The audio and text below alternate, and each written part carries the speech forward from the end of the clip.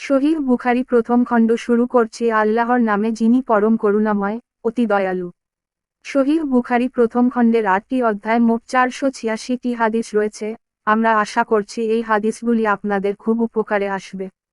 অধ্যায় ১ সূচ হাদিস নাম্বার ১-০ মোট ৬টি হানিস পরিন্দ্রদ্য ১ রাসূলুল্লাহ সাল্লাল্লাহু আলাইহি ওয়াসাল্লামের প্রতি কিভাবে ওহী এ মর্মে আল্লাহ তাআলার বাণী নিশ্চয় আমি আপনার প্রতি সেরূপ ওয়াহী প্রেরণ করেছি যেরূপ নূহ তার পরবর্তী নবীদের প্রতি ওয়াহী প্রেরণ করেছিলাম।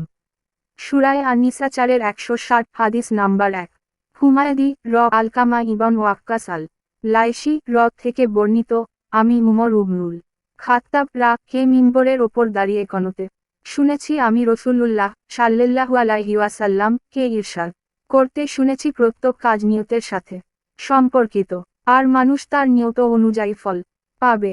তাই যার হিজরত হবে দুনিয়া লাভের অথবা কোন নারীকে বিয়ে করার উদ্দেশ্যে সেই